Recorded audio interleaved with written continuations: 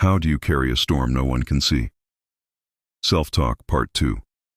Endless thoughts, restless nights, doubt, anger, pain, and misery were my norm.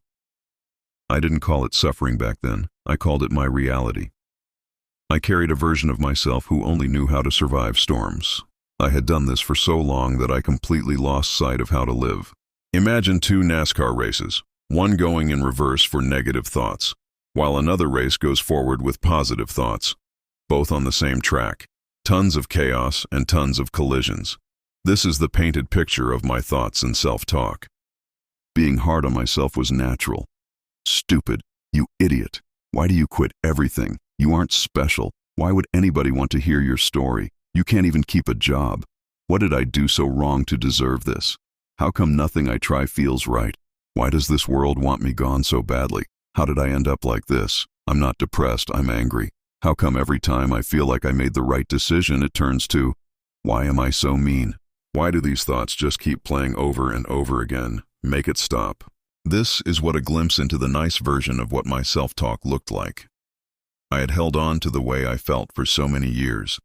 I couldn't allow those close to me to see just how dark I really was, how mad I really got, or just how far my thoughts actually went. I used sarcasm to blur the lines of how I felt, creating the mask that I eventually couldn't take off.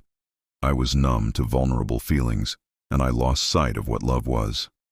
This feeling was so deep that I refused to repeat the words "I love you," let alone allow myself to receive them from anyone. I didn't just wear a mean face, I claimed the title.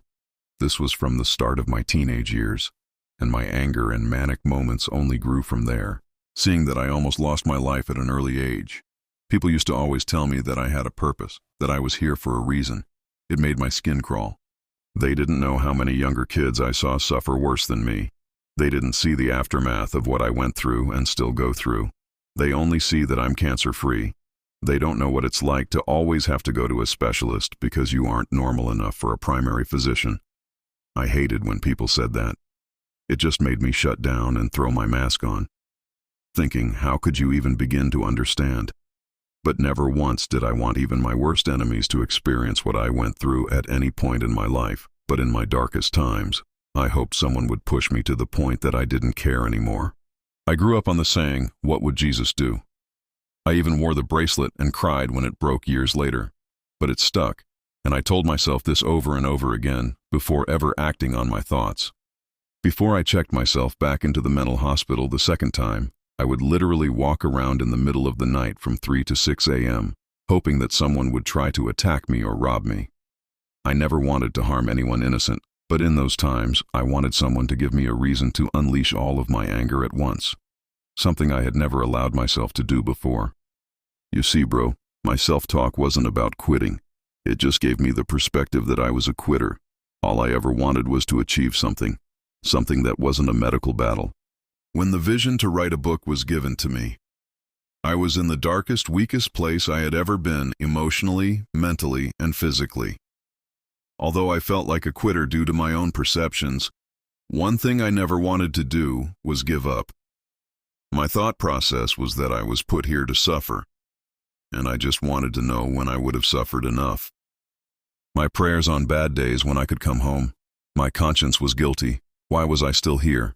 There were so many other amazing children, teens, and adults with much better hearts. They deserved to turn their dreams into reality. And my decent day prayers were for a starting point, direction, and clarity. So when I had a doctor tell me that my case was too difficult, I lost all the fight I had left. When I say my body went limp in that moment, it's an understatement, but honestly, I don't know any other way to describe it. After that, I checked in at the hospital and asked for a transfer myself. The psychiatrist pretty much said the same thing to me after 4 or 5 days of not being seen since I arrived. When God gave me the vision for a book, it was the start I had been praying for, and even though at the time I couldn't see it because there was still such a long road ahead, it was that answered prayer that gave me a drive like one I had never felt before. So even when I struggle, bro, this feels like purpose. So quitting and giving up just isn't even a thought process. And anger is so far gone, I really have to meditate and go back and read through my old notes and journals just to be able to write about those times. But I thank you because even though others see it as me being vulnerable, It's a way for me to see and just thank God for all the ways He's transformed me.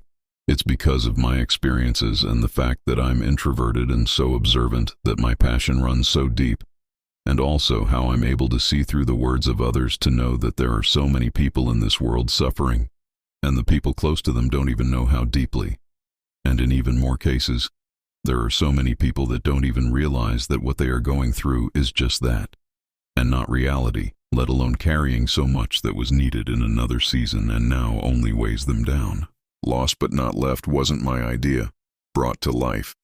It's what came about as I began to share my testimony, and was formed through the pain I see others try to hide. Keep the questions coming. We are only getting started. Stay tuned in, and for those that have, thank you. With all love, Johnell Newman.